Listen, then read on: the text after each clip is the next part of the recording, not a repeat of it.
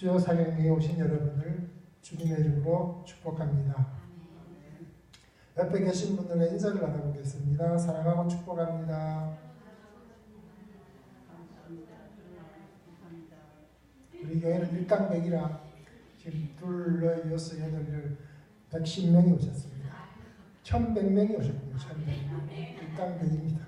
예. 오늘은 분별 있는 성도라는 제목으로 함께 은혜를 나누고자 합니다. 그리고 우리가 좀 분별력이 있어야 되겠다라는 생각을 합니다. 믿는다고 하면서도 정말 하나님께 기뻐하시는 그런 우리 믿음의 삶을 살고 있는가 우리가 한번 돌아보기를 원합니다. 나는 하나님을 믿는다고 하면서 참으로 하나님을 믿고 있는가 라는 어떤 돌아보는 계기가 되었으면 좋겠습니다. 우리 모두는 하나님께서 부르신 하나님의 백성, 거룩한 무리들입니다. 그럼에도 불구하고 어떤 이들이 믿는 믿음과 또 다른 이들이 믿는 믿음은 다르게 나타납니다. 물론 모두가 같을 수는 없습니다. 그렇지만 자신이 생각하기에 정말로 내가 하나님을 내 구주로 믿고 신뢰하면서 그분을 따라가고 있는가 우리가 늘 깊이 고민하고 돌아보는 삶을 살아야 한다고 저는 생각을 합니다. 오늘 찬양하실 때 앞서 가신 주를 따라갑시다. 내가 과연 하나님 주님의 가신 그 길을 열심히 따라가고 있는가 아니면 내 멋대로 생각하는 내 길로 가고 있는가 정말로 주님 가신 그 길을 내 길이라고 생각하고 그 길을 따라가고 있다면 내 삶이 변해야 될 텐데 주님을 닮아가야 될 텐데 그런 삶을 살고 있는가 우리가 생각해 보자는 겁니다. 오직 주님만 바라보고 사는 성도가 있고 또 어떤 분들은 그렇지 못한 성도도 있다라는 겁니다. 우리가 삶을 살면서 보면 이런 고민, 저런 고난, 저런 역경들이 분명히 있습니다. 그런데 그런 문제에 직면하면 어떤 이들은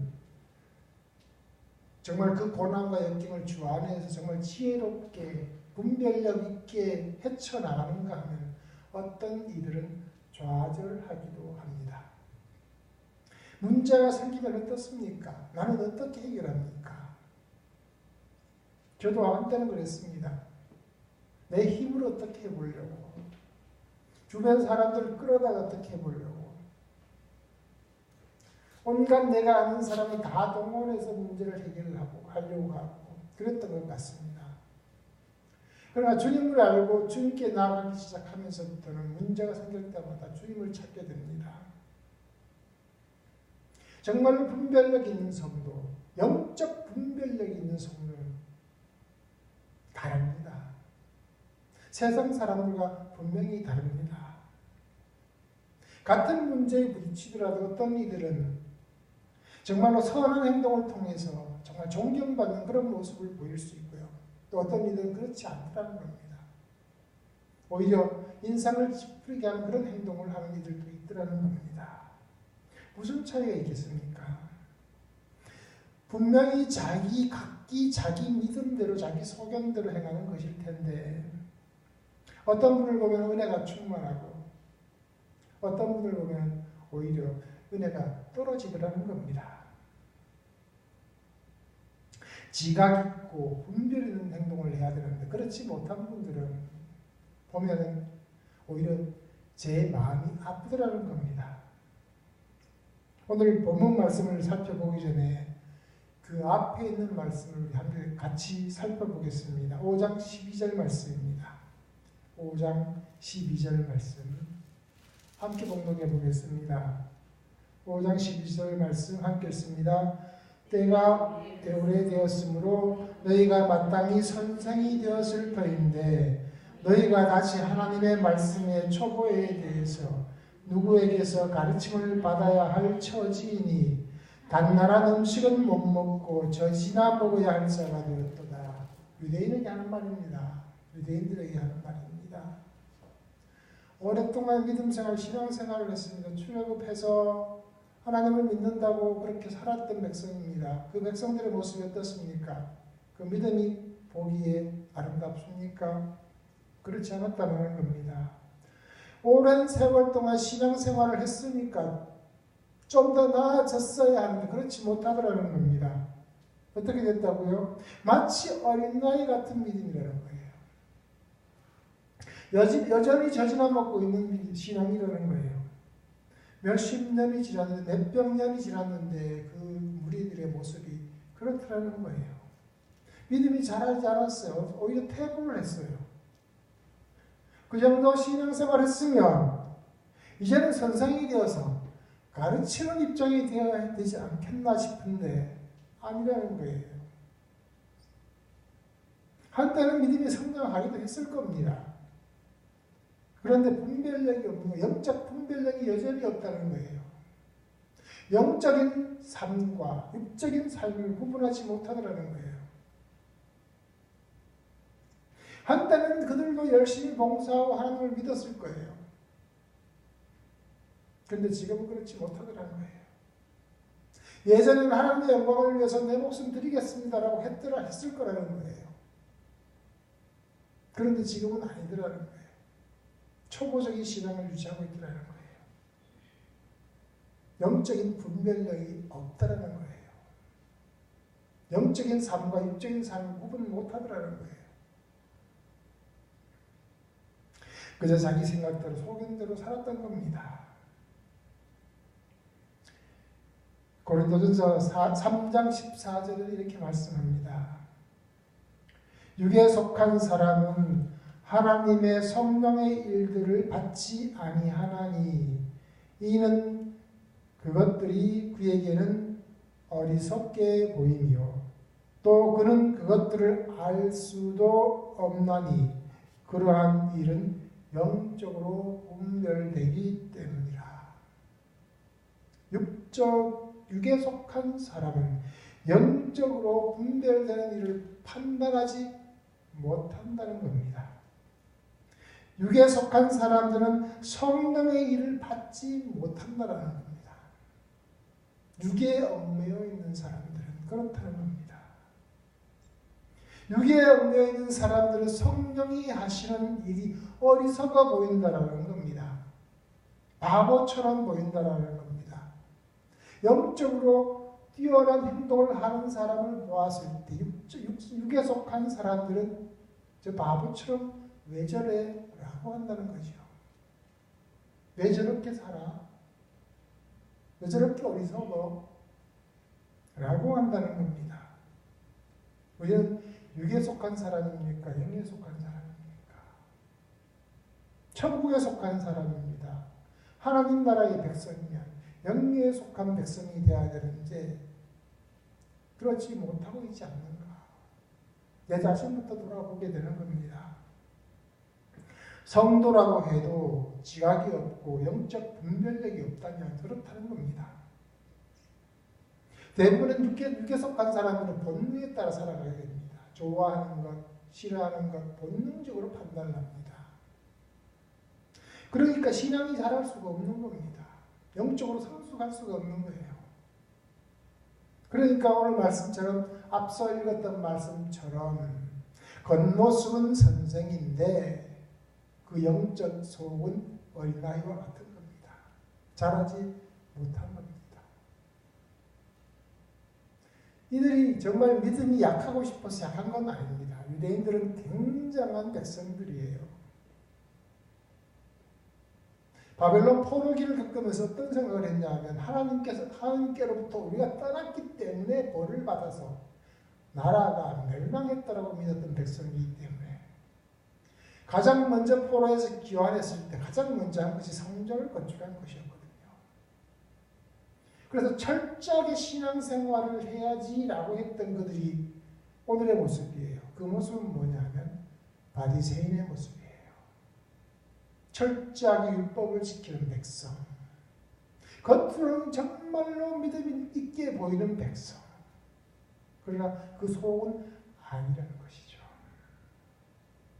이제는 우리가 젖만 먹을 것이 아니라 정말 단단한 것도 먹을 수 있는 장성한 믿음의 사람들이 되어야 할 줄로 믿습니다. 우리 13절, 14절 우리 말씀을 함께 보겠습니다. 13절, 14절입니다. 함께 읽습니다. 이는 젖을 먹는 자마다 어린아이니 의의 말씀을 경험하지 못한 자요 단단한 음식은 장성한 자의 것이니 그들은 지각을 사용함으로써 연단을 받아 선악을 분별하는 자들이라. 분별 있는 성도는 어떤 연단, 어떤 고난 역경도 충분히 버티고 이겨낼 수 있는 그 믿음이 생깁니다. 그런데 젖을 먹는 어린아이는 어떻습니까? 작은 고난 역경에도 쓰러집니다. 제 아이가 지금 며칠 안 됐습니다. 태어난 지가. 그래서 잘 움직이기가 어렵습니다. 머리가 흔들리면 안 된다고 그러더라고요. 저는 잘 모르겠는데 그런 말씀을 하더라고요. 그래서 어머님이 명절 때 오지 말라고 그러시더라고요. 데리고 오지 말라고. 그런데 그러니까 그 작은 어린아이들은 작은 충돌에도 쉽게 무너질 수 있다는 겁니다. 쉽게 쓰러질 수 있다는 겁니다. 그러나 장성한 사람들은 그렇지 않다는 겁니다. 장성한 믿음의 사람들은 어떤 고난 역경에도 충분히 버티고 이겨낼 수 있는 힘이 있다는 겁니다. 영적으로 분별력 있는 사람들은 그렇다는 겁니다. 시대가 점점 악해지고 있습니다. 이럴 때일수록 우리는 더욱더 영적으로 분별력을 가져야 할 줄로 믿습니다. 이 약한 시대에, 이 약한 세대에 우리가 할 일이 참 많습니다. 앞서 읽었던 것처럼 이제는 선생이 되어야 할 때인데 선생이 되어서 많은 이들을 주님 앞으로, 하나님 앞으로, 주의 전으로 인도해야 될 텐데 여전히 받아먹기에 급급한, 은혜 받고 누리는 데 급급한 그런 백성으로 우리가 살고 있지 않는가. 우리가 깊이 한번 생각해 봐야 하는 것입니다. 오늘 본문에서는 말씀하고 있습니다. 완전한 대로 나아가라고. 완전한 대로 나아가라고. 쉽게 말하면 그리스도의 장성한 분량까지 나아가라고. 우리 스스로는 완전할 수 없지만 하나님께서 함께 하실 때, 우리를 허락하실 때 우리는 완전한 대로 나아갈 수 있는 것입니다. 3절에서 말씀합니다. 하나님께서 허락하시면 우리가 이것을 하리라. 2절 말씀 후반에 그렇게 말씀합니다. 완전한 대로 나아갈지니라. 하나님께서 허락하시면 우리가 하는 것이 아니라는 겁니다. 우리는 할 수 없지만 하나님께서 함께 하실 때 가능하다는 거예요. 어떻게 가능한가? 성적 분별력이 있어서 참으로 하나님 보시기에 아름다운 성도가 될 때 우리의 모습이 완전한 대로 더 가까워질 수 있다고 저는 믿는 겁니다. 그러기 위해서 우리는 앞서 말씀드렸듯이 바리새인과 같은 신앙을 이제는 좀 버려야 됩니다. 믿는 척, 정말 믿음이 좋은 척, 율법을 잘 지키기 때문에 믿음이 좋은 척, 이것에서 좀 그 초보적인 도에서, 초보적인 신앙에서 이제는 벗어나야 된다라는 것입니다. 말로만 왈가왈부할 것이 아니라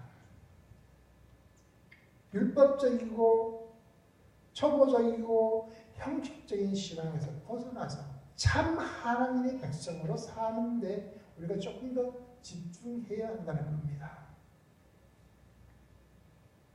초보적인 신앙이 어떤가를 말씀합니다. 이렇게 말씀합니다. 본문에서는 죽은 행실에 대해서, 이미 죽은 행실, 죽어야 할 행실들, 잘못된 행실들에 대해서 얘기하고 신앙에 대한 논쟁을 하고 세례가 뭐고 안수가 뭐고 이런 것을 얘기하고 또 죽은 자의 부활은 무엇인지 얘기를 하고 영원한 심판에 대한 교훈은 무엇인지 법에 대해서 조목조목 따지는 모습.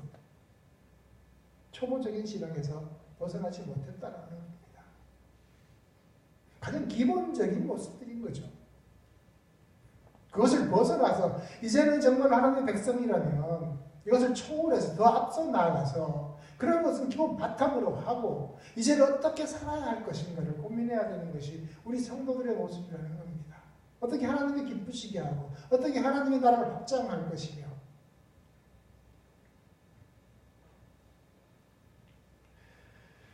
이건 이렇게 하고 저건 저렇게 하고 따지는 이런 삶이 아니라 이제는 우리가 조금 더 한 걸음 나아가야 할 줄로 믿습니다. 논쟁하고 논쟁해도요. 이 법은 이렇고 저렇고 아무리 얘기를 해도요. 정답은 사실 나오지 않습니다. 정답을 내기 어려운 문제들이 참 많습니다. 각자가 생각이 다 다르고요. 과거 교부 시대를 보면은요. 그런 논쟁 때문에 정말로 많은 사람들이 단두대기슬로 사라졌습니다. 그것이 신앙의 결론은 아닐 겁니다. 그렇게 해서 정답이 내려졌다고 해도 그것이 꼭 정답도 아닙니다. 지금의 신학자들도 온전하게 이것이 정답이다라고 얘기할 수 있는 것이 그렇게 많지 않습니다. 이런 반복적인 율법적인 일을 반복한다면 어떻게 될까요? 갈등이 생깁니다. 성도와 성도들 간의 갈등이 생깁니다. 분란이 생깁니다. 분열이 생깁니다. 이런 교훈들은요, 하나님을 알게 하는 교훈들이에요. 하나님의 나라를 알게 하는 교훈들인 겁니다. 하나님의 나라는 이런 거야 라는 것을 알려주는 교훈들이에요. 그것이 목적은 아닙니다. 그럼 어떻게 해야 하겠습니까? 2절 말씀에서 이렇게 얘기합니다. 완전한 대로 나아가야 된다고. 믿음의 완전한 대로. 그 완전함 어디에서 옵니까? 하나님께로부터 온다는 겁니다. 이 표현은 헬라어로 말하면 텔레이오테타라고 하는데요. 성숙이라는 의미입니다. 믿음의 성숙. 오늘 말씀하고자 하는 것 분별력이라고도 말씀할 수 있을 것 같습니다. 우리가 영적인 분별력을 가져야 된다는 겁니다. 믿음이 성숙해져야 된다는 겁니다. 우리 좀 더 영적으로 분별력이 있는 그런 성도가 되어야 한다는 겁니다. 어떤 신학자는 성숙의 의미를 이렇게 얘기합니다. 공동체에서 역사하시는 하나님의 사역에 인격적으로 순종하는 것이라고 표현을 했습니다. 하나님의 사역에 순종하는 것. 인격적으로. 무조건적으로 순종하는 것이 아니라 이해하고 타당함을 인정하고 순종하며 나아가는 것이라는 겁니다. 즉 성숙한 믿음이라는 것은 하나님께서 하시는 사역에 순종하면서 동참하는 것이라는 얘기입니다. 내 생각, 내 주장, 내 고집을 내려놔야 합니다. 자신이 부족하고 확신이 없으면 우리는 어떻습니까? 내 소리가 커집니다. 내 소리가 커지면 다른 사람이 수용하리라고 생각을 합니다. 내 소리가 커지고 많으면 다른 사람을 이해시킬 수 있을 것이라고 생각을 합니다. 그러나 사실은 가만히 보면 그렇지 않습니다. 그냥 끄떡끄떡거리고 쉽게 그냥 넘어가기를 바라는 사람들이 훨씬 더 많습니다. 부족하니까 큰 소리를 냅니다. 옛날 말에 그런 말이 있지 않습니까? 빈수레가 요란하다고. 물론 다 그렇다는 얘기는 아니고요. 뭔가 내 주장을 통과시키고 관철시키기 위해서 목소리가 커지고 말이 많아지게 되는 겁니다. 내 주장하는 것이 옳고 그르고 하는 것이 문제가 아닙니다. 중요한 것은요. 하나님의 뜻에 합당한가라는 겁니다. 내가 나아가는 길이 하나님의 뜻에 부합되는가? 하나님의 그리스도의 몸된 교회에 정말 중요한 요인이 되는가? 아니면 그 교회를 분열시키는 요소가 되는가? 내 목소리가 크니까 내가 열심히 얘기하면 다른 사람이 맞다고 인정해 주겠지라는 것이 아니라 우리가 해야 될 길은 분별 있게 해야 될 것은 내가 하나님의 뜻에 합당하게 행동하고 하나님의 뜻에 합당하게 살고 있는가라는 것입니다. 오히려 말없이 주님의 뜻에 순종하는 사람들이 오히려 더 존경받습니다. 많은 신앙을 한 사람들 중에서 존경받고 우러름을 받는 분들을 보면 말없이 그저 주님의 뜻에 순종했던 사람이라는 것입니다. 그게 어떻게 보면 참 믿음이라는 것입니다. 하나님의 뜻을 온전히 분별하고 그렇게 걸어가고 있기 때문입니다. 내 목소리를 낮추고 하나님의 뜻에 순종할 때 하나님께서 기뻐하시는 겁니다. 이스라엘 백성이 출애굽해서 나왔을 때 광야에서 하나님께서 명령하셨습니다. 가나안으로 들어가라고. 그때 이 백성은 순종하지 못했습니다. 우리가 들어가서 한번 정찰 좀 해보고요.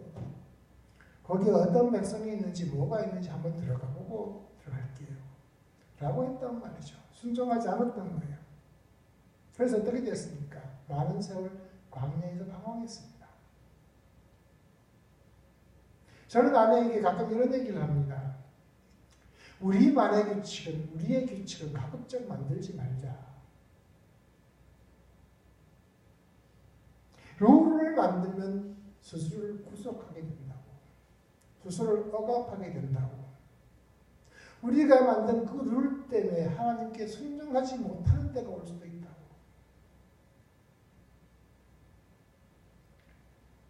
비록 내 뜻과는 다르지만 하나님께 순간순간 하나님의 뜻을 물어보고 그 뜻에 맞춰서 살자고. 그렇게 얘기를 하곤 합니다. 물론 그렇게 살지는 못하고 있습니다. 이런저런 형식의 틀에서 이제는 벗어납시다. 모든 것에서 주께서 자유하게 하셨으니 그 자유해야 할 것입니다. 그리고 우리가 해야 할 것은 순간순간 하나님의 뜻을 묻는 겁니다. 그리고 분별력 있게 하나님의 뜻을 깨달아 알고 그게 순종하는 겁니다. 여러분이 만나신 하나님은 어떤 하나님이십니까?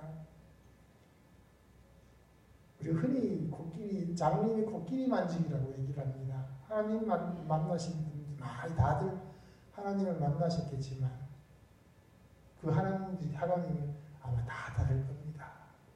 여러분들이 느끼는 하나님은 다 다를 겁니다. 그러나 중요한 것은요, 하나님은 역사 속에서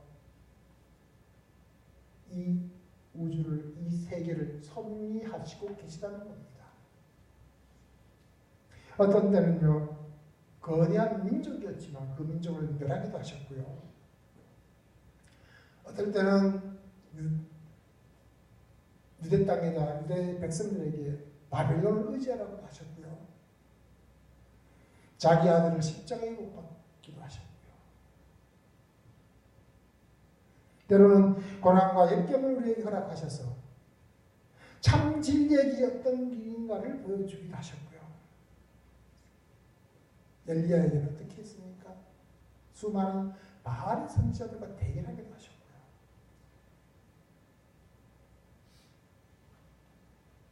사도 바울에게는 온 이방의 선교자가 되게 하셨습니다. 그것이 자신들의 뜻이었겠습니까? 하나님께서 허락하셨기에 그렇게 된 것입니다. 믿음의 선배들의 삶을 깊이 들여다보면 우리가 어떻게 살아야 하는가를 알게 됩니다.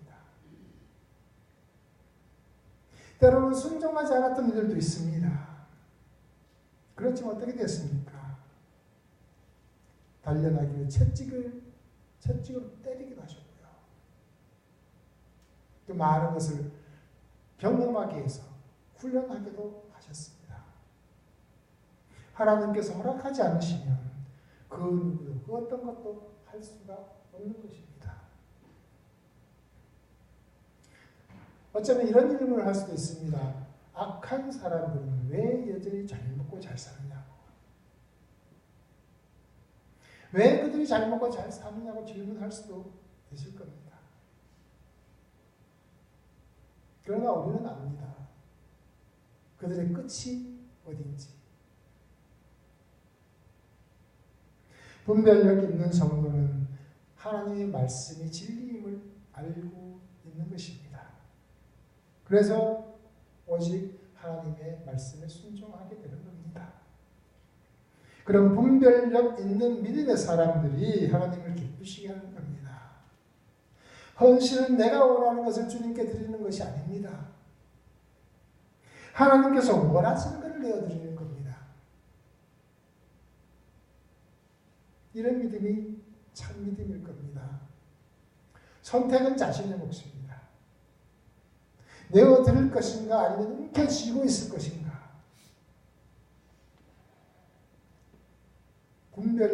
영적으로 분별력이 있는 사람은 삶의 궁극적인 목표가 하나님께 있습니다. 삶의 목적이나 성격이 세상 사람들과 너무나 달라요. 하나님으로 인해 그 삶이 완전히 바뀐 사람들이에요. 그래서 거듭난 사람들이 되는 거예요. 5절 말씀처럼 하나님의 선한 말씀과 내세의 능력을 경험한 사람들, 그런 사람들인 거죠. 이는 하나님의 나라가 이미 이 땅에 이루어졌음을 믿는 사람들이고요. 그 나라를 경험하고 살고 있는 거죠. 이미 나는 하나님 나라의 백성이다. 그러니 하나님의 뜻에 순종하며 하나님의 말씀대로 살겠다라고 결단하는 사람들인 겁니다. 그래서 그런 성도는 오늘 말씀이 이렇게 얘기합니다. 좋은 열매를 맺는다고 말씀하고 있습니다. 하나님의 뜻에 순종하고 하나님의 허락하심을 믿고 따라갈 때 하나님께서는 우리에게 좋은 열매를 맺게 하십니다. 7절 말씀, 8절 말씀 함께 읽어보겠습니다. 7절, 8절 말씀입니다. 함께 읽습니다. 그 땅이 그 위에 자주 내리는 비를 흡수하여 밭가는 자들이 쓰기에 합당한 채소를 내면 하나님께 복을 받고 만일 가시와 엉겅퀴를 내면 버림을 당하고 저주함에 가까워 그 마지막은 불사름이 되리라. 하나님의 뜻에 순종할 때 좋은 열매를 맺는 겁니다. 마치 자기 멋대로 살았을 때 좋은 열매를 맺는 것처럼 보이지만 결코 좋은 열매가 아닌 겁니다. 자주 내리는 비를 흡수하면 하나님께서 허락하신 은혜들을 많이 누리고 거기에 합당하게 살려고 노력을 하면 합당한 채소를 맺지만 그렇지 않으면 가시와 엉겅퀴를 낸다는 겁니다. 주시는 은혜를 누리고 순종하며 살면 좋은 열매를 맺게 되어 있습니다. 그렇지 않으면 어떻게 된다고요? 저주를 받아 불쌍해진다고요. 이 땅의 모든 것은 하나님의 것이고 하나님께로부터 옵니다. 우리가 아무리 많이 가지려고 해도 하나님이 허락하지 않으시면 우리가 가질 수가 없는 겁니다.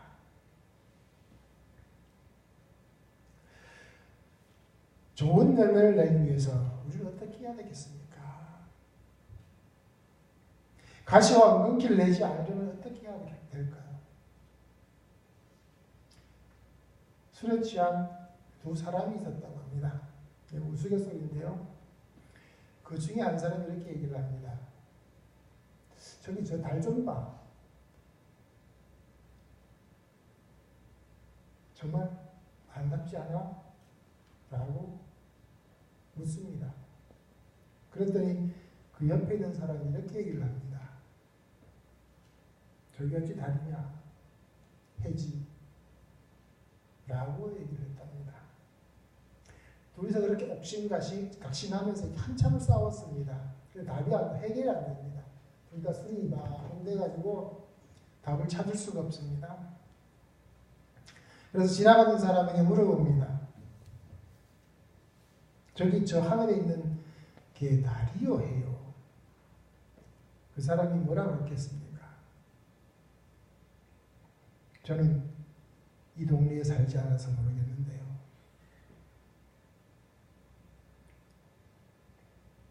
바라보는 관점에 따라 세상은 참 다르게 보입니다. 물론 이건 우스갯소리입니다. 생각에 따라 참 다른 판단이 나옵니다. 사람이 어떤 시각, 관점을 가지고 있냐에 따라서 그 사람의 삶이 바뀌고 행동이 바뀝니다. 성도의 관점은 내가 중심이 아니라 하나님이 중심이어야 됩니다. 이것이 영적 분별력 있는 사람의 모습입니다. 분별력 있는 성도는 하나님께 스스로를 맞춰요. 내 삶에다가 하나님을 맞추는 것이 아닙니다. 율법이나 형식보다 하나님의 뜻에 중심을 둡니다. 하나님께서 원하시는 삶이 무엇인가를 놓고 고민을 합니다. 사랑하는 성도 여러분,